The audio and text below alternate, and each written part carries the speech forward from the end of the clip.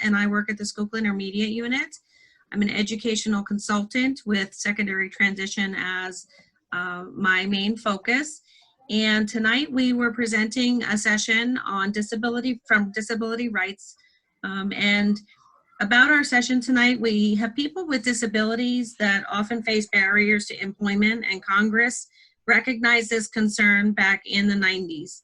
It authorized the establishment of the protection and advocacy of beneficiaries of Social Security, otherwise known as PABSS, under the Ticket to Work and Work Incentive Improvement Act to assist people overcome barriers. One of the main goals of PABSS is to educate and outreach to youth, parents, and others involved in the transition process. PA's Protection and Advocacy Agency, known as Disability Rights PA, is authorized to advocate for recipients or potential recipients of Social Security benefits who want to get and keep a job. And this includes our youth in transition.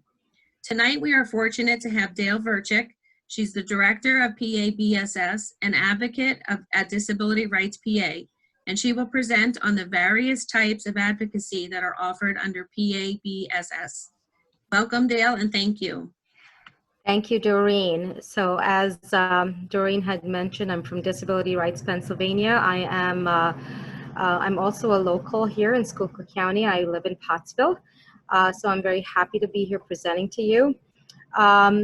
What I want to talk about, I'm going to focus a lot on what we do as a PNA, Protection and Advocacy Agency, particularly as Disability Rights Pennsylvania, the PNA for Pennsylvania, and also on the various programs that we offer.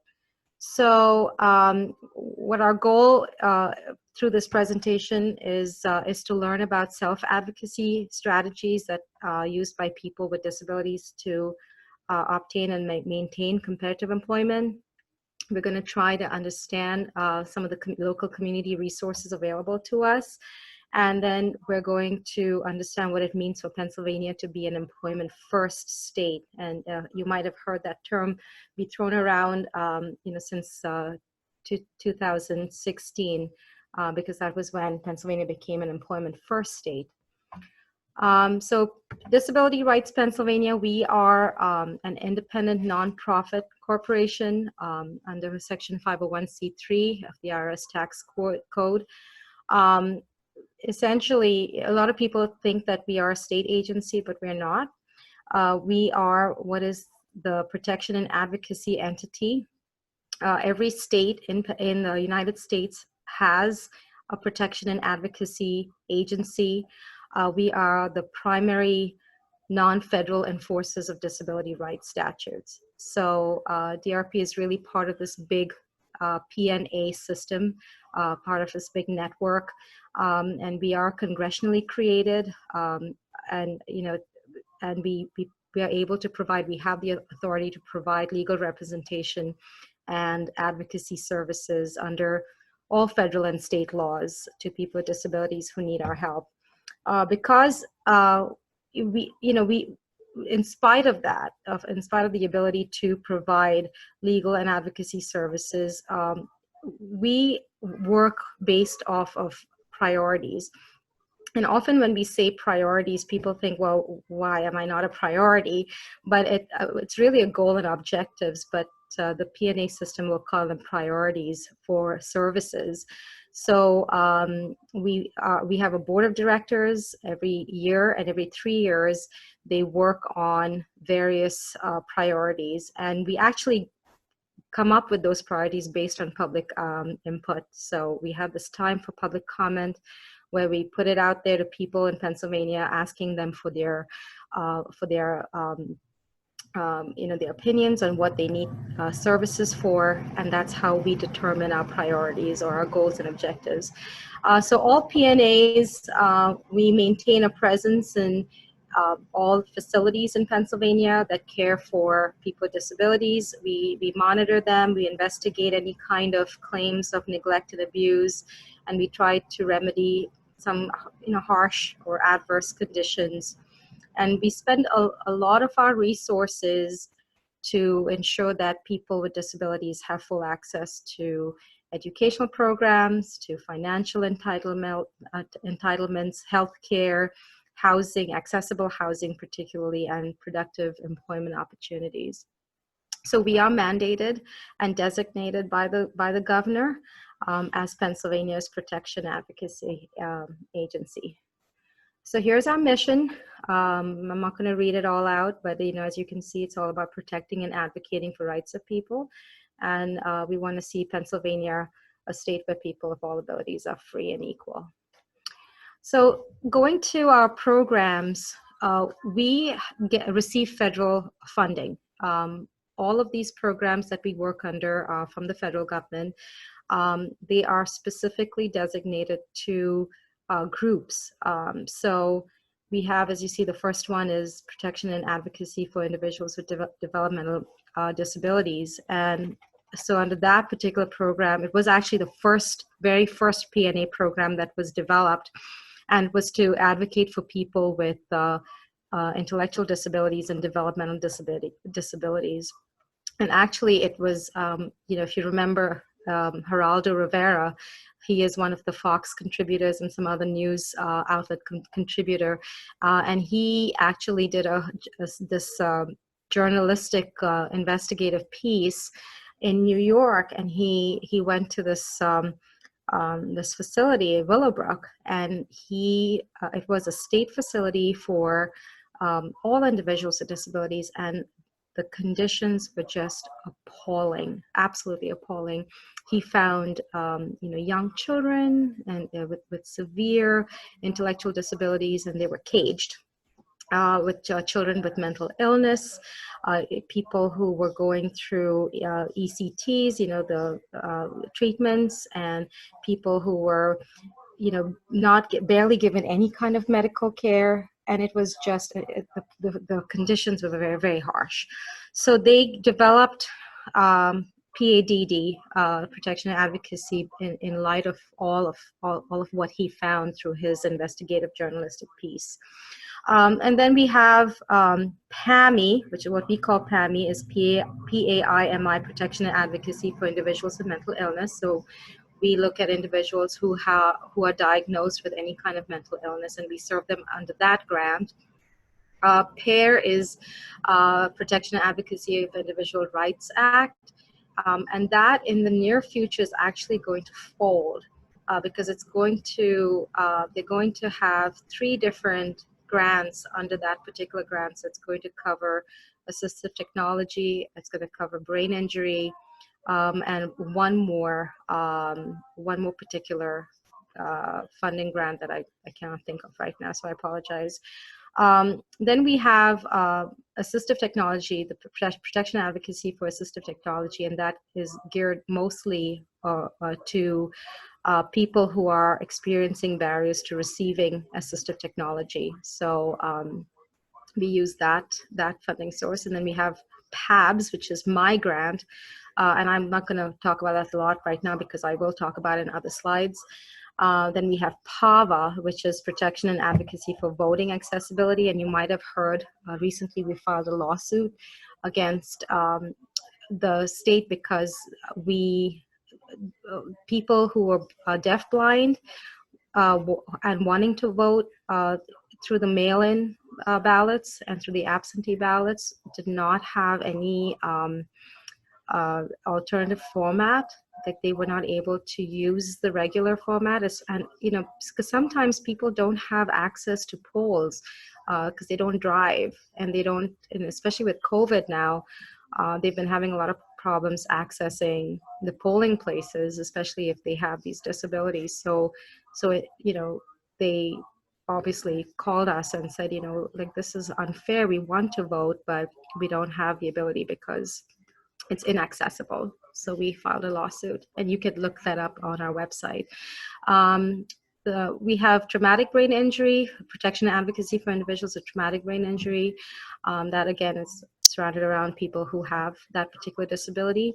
And finally, we have the latest one in 2018. We had the president signed the Strengthening Protections for Social Security Beneficiaries Act. And basically what this does is it allows us to contact individuals who are experiencing any kind of fraud and abuse in relation to their Social Security benefits. So we do a lot of investigation and monitoring in that regard. So we cover a lot. We have a lot of access authority. Because of who we are, we're able to walk into places and say, hey, we are the PNA. We want to see what's going on, especially, and again, they have to be founded or real. There has to be merit in the complaint that we receive for us to do that. So people often, we have great friends, and then we have not such great friends because of who we are. But our goal is really for people to have access to what they need, to services, and therefore we do what we do. We also have the Work Incentive Planning and Assistance Program. We cover Chester, Bucks, Delaware, Montgomery, Northampton, and Philadelphia counties. It is, even though there are not as many counties, because the population is such a large population for these counties, we cover that particular area. So we do not cover Schuylkill County for this particular program, the Work Incentive Program, but you have the Goodwill that you can call, and I can go into that a little later. So PABS. PABS is Protection and Advocacy for Beneficiaries of Social Security, and as Doreen mentioned in the introduction, it was established in 1999 when the Ticket to Work and Work Incentive Improvement Act was enacted into law. And so under this particular act, it allows us as the PNA to provide advocacy and other services to assist beneficiaries of Social Security to basically get employment. So what we do under PABS is, and a lot of times people will say, well, I have a disability and I'm not getting a job, but I applied for it and I know I'm going to get it, but we still can't serve you under this particular program. We could serve you under PAIR or one of the other grants. So never be afraid to call us, even if you're not a beneficiary of Social Security benefits. Just give us a call, regardless of what the issue is, and we can figure out under what grant to help you. So, so again, I'm not going to read through. I'm going to leave this up for a few minutes. I can, talk to you further about what we do under PABS. The purpose again is, to provide as much assistance to take away barriers. So what we do is we assist people who are having issues with healthcare.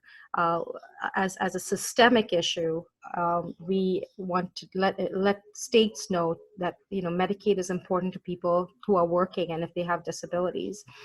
We want to talk about Medicare and the expansion of that for people with disabilities who want to work, and basically any kind of services that are necessary to help you keep your jobs. And so again, this is the eligibility criteria that we use to serve you under this particular grant. So you have to be an SSI, SSDI recipient. You need to be a person who is trying to get a job or to get VR services or any kind of employment-related services, or if you're experiencing a barrier to employment. How we help with individuals in transition. This is a new thing. They actually do consider individuals in transition to be PABS eligible because of the potential of getting benefits. The whole idea behind the PABS program is to help people work themselves off of benefits. I always like to say this, benefits keep you in poverty. And that's what they've told us time and time again. Social Security is a great program to kind of boost you and give you that little help, but it will never help let you get ahead.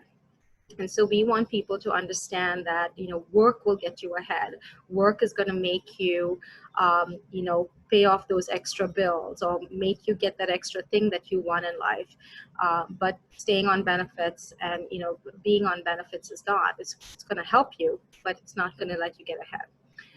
So what are the barriers to employment? So accommodations. People sometimes need accommodations to go to work in whatever way, shape, or form. They might need some assistive technology. They might need to bring their service animal in. They might need a special kind of a desk or chair. They might need to work at home. Those are special accommodations. I'm not going to go into depth. It's, because accommodations are essentially a legal piece in employment. I'm not an attorney. I have to give you that disclaimer. I'm an advocate, a legal advocate. So I cannot really provide that information to you. But if you have any of these barriers to employment, or you see a potential to these barriers, you can most certainly call us. And if you need legal advice on it, our attorneys can give you that advice. So, again, the barriers are accommodation, need for assistive technology, any kind of transportation issue. I know especially in rural Pennsylvania, we have a lot of transportation problems. So we are looking at that systemically. And any kind of discrimination, if you feel like, if people feel like, hey, I really feel it, unfortunately, even in this day and age, there is discrimination. It's alive and well. So we look at those issues and we help individuals overcome that barrier. So again, we, like I've told you before, we can provide all these different services to you. One of the things that we talk about is work incentives in PABS. I haven't created a separate slide here. Work incentives are in itself very complicated. So I did not want to confuse you if that is a new concept to you, a new term to you. So if you would like to call me, if you have questions about work incentives, please feel free to. I'll have my contact information in the last slide, and you can call us. So work incentives are very helpful to individuals who are beneficiaries and who want to slowly kind of try. They want to put their toe in and see if work is for them at the time. And it allows them to work and still maintain their benefits and services without jeopardizing them.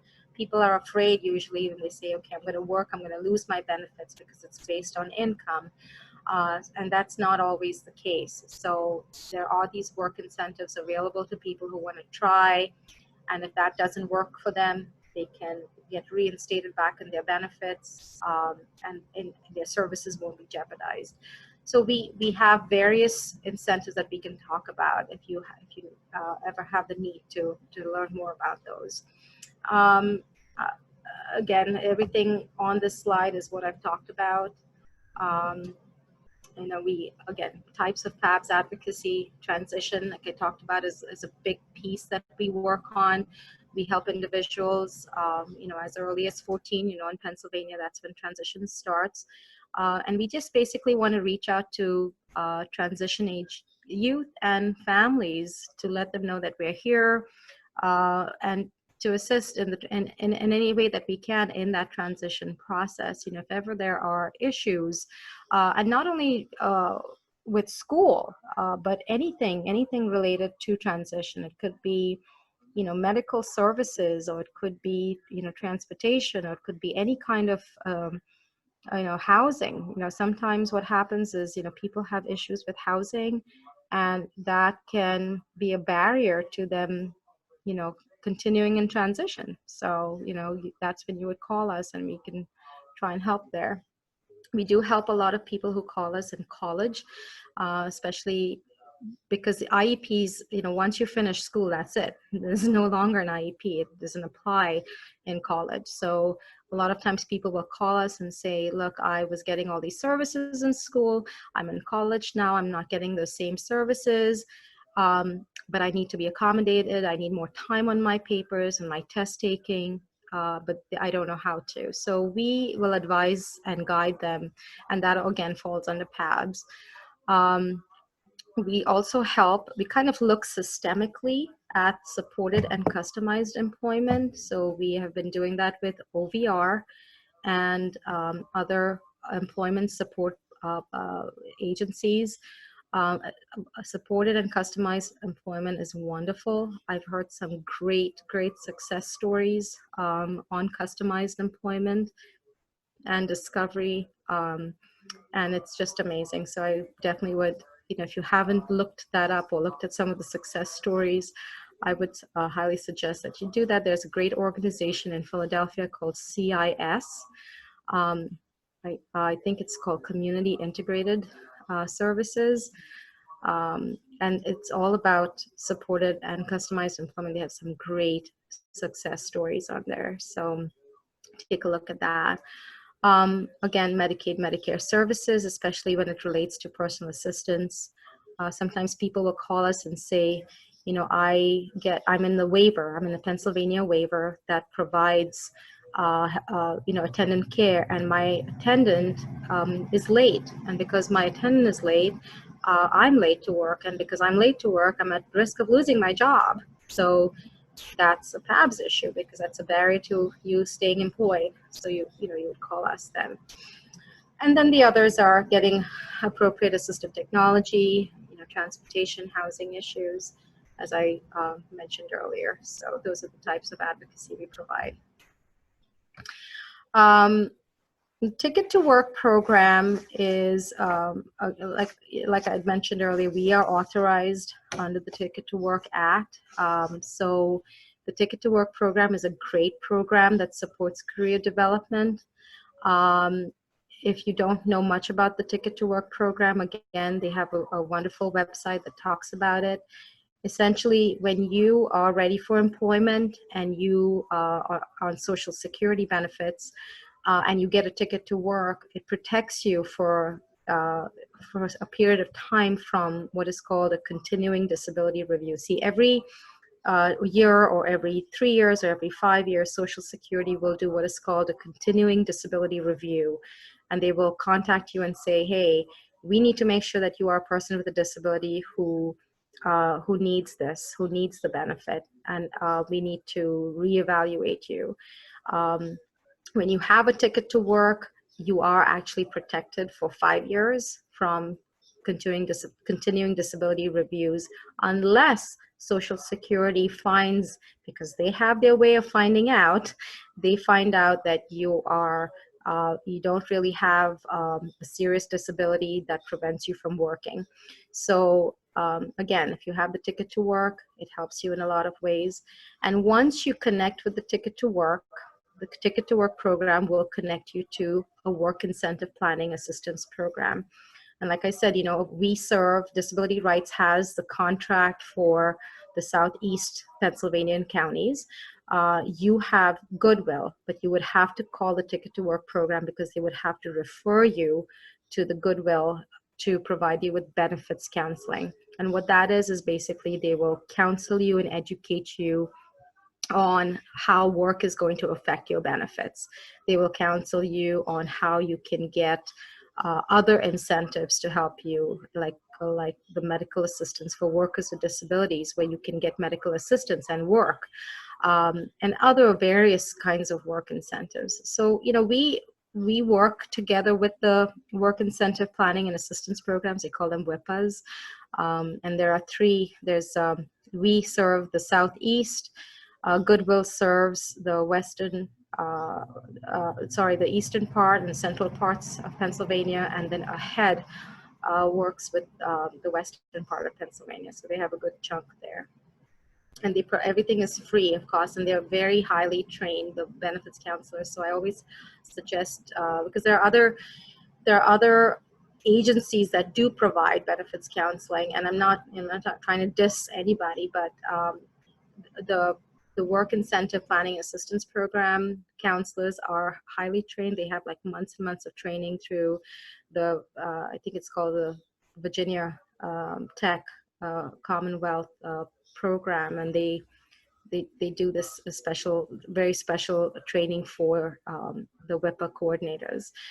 So do give them a call if you have any questions on that. And here is Pennsylvania as an employment first state.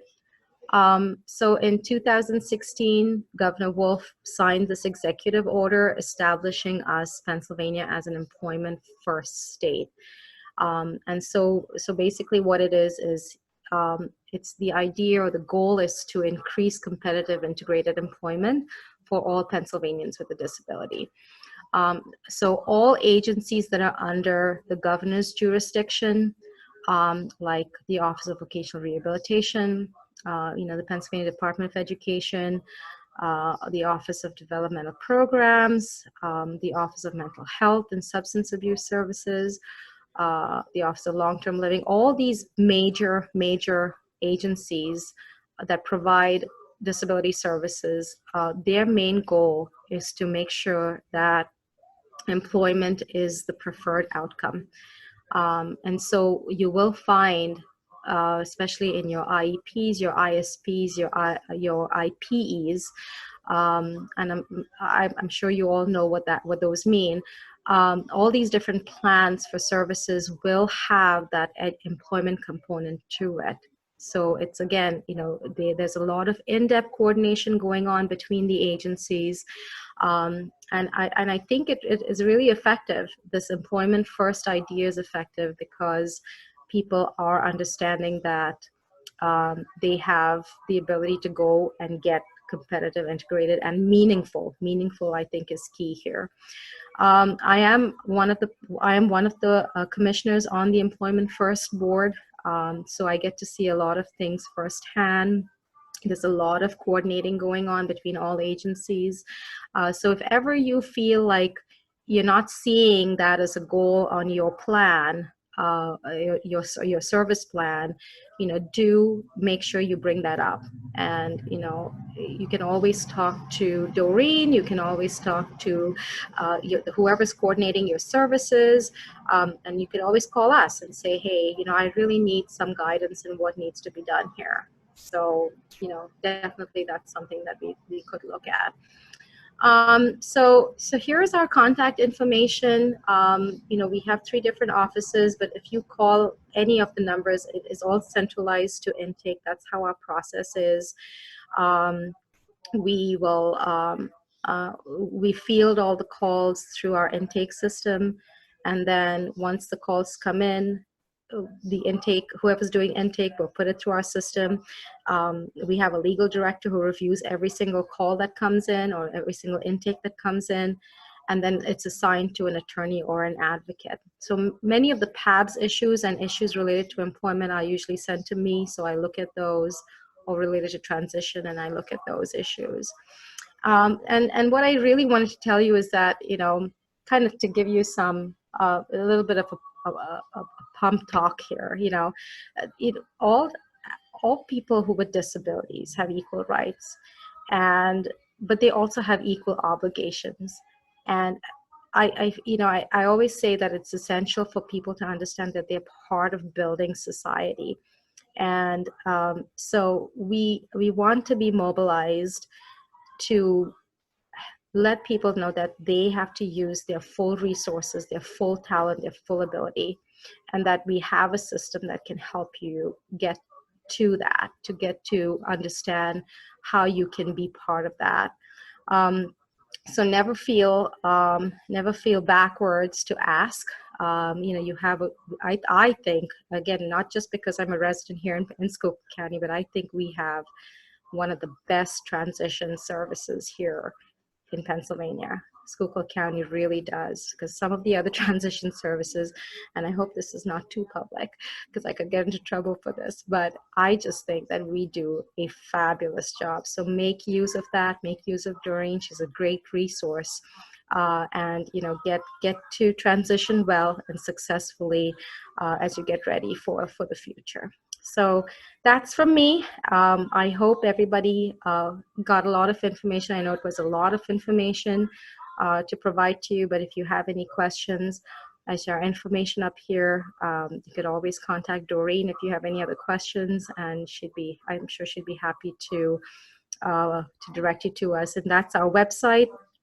Especially in this COVID time, we do have a lot of great information on COVID issues. So please use our website, www.disabilityrightspa.org. We have a special section dedicated to COVID. I know people have a lot of issues about mask wearing and what they can and cannot do during this time. So please refer to that website and we'd be happy to advise you. Thank you so much, and have a wonderful rest of your evening. Take care. Thank you very much, Dale, for all that information. And I hope families reach out to you when they're not sure. I think that's consistent with all the agency staff I work with. If we're not the ones that can answer your question, we will try our best to take you and lead you to who can. So thank you very much for taking time out of your schedule today. And I will let you know about the recording and where I post it, okay?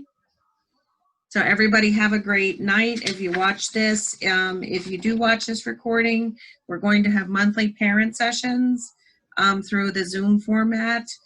So definitely check with your children's teacher to ask when those sessions are. You can also view the sessions on the IU29 event calendar at www.iu29.org. And again, thank you very much for listening to this recording.